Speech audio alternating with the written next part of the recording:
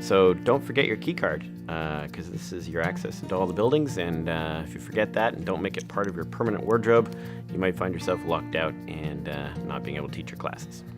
Not that that's happened, ever.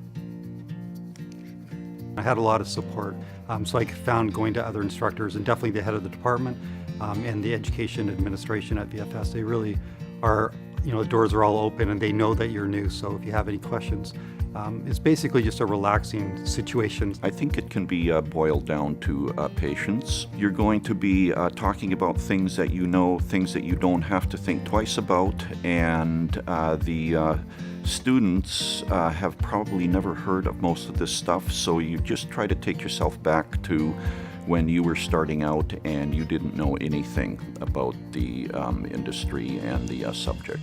Things are constantly evolving, both in the field of education and I think in, the film industry and whatever different fields that we all teach in. I think it's really important to stay open and to keep up with the changes and adapt your teaching style.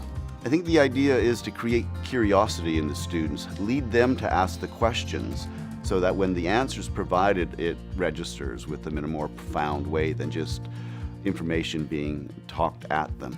VFS gives you so many chances to just come, teach your classes, and if for whatever reason you need to go out and keep doing a project, you're more than free to do it. Which obviously what happens is you go outside, you learn, you are actually accurate, and pretty much it's like you can refresh your theory, your knowledge, and come back and pretty much share the new stuff that is going on in the industry. Work with the students that are really ahead and have them help with the rest of the team. Those students that might be a little bit stronger will help drive those groups, and it will bring up the entire class as a whole. One thing you got to be mindful of is every student has a different learning style. I had to listen, write down, look at what I wrote down, and then absorb it. Some students can just listen, some students actually have to have hands-on. So you gotta kind of be aware of and allocate time for all three different learning methods. Is there any juice anywhere? Or water?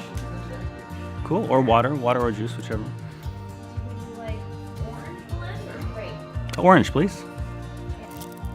When you are speaking, it's better than water apparently, because it absorbs things. I was a student at VFS. I was a camera assistant in the industry, but I was never an instructor. And so it was through VFS and EdMin that kind of helped train me and give me some sense of confidence in a classroom. What I recommend is bring the energy. So you got to bring that energy because you never know what you're going to get. They work all sorts of crazy hours. Sometimes they sleep there and they're not supposed to sleep there, but sometimes they do. And we need to bring the energy every time we see them. Don't take things personally. A lot of students are curious and ask a lot of questions, and you can embrace them and turn them into teachable moments. I think students respond the best to instructors who come in that are willing to be vulnerable and show who they are and be themselves in the classroom. I like to really try and give students real-world examples of the techniques that I'm showing them and how to use them and incorporate them into the industry and projects outside of VFS. Have fun. Just have fun. Remember, it's serious play. Don't be so precious about the work, because when you get down there and in the trenches with your students and you collaborate, you have the best time.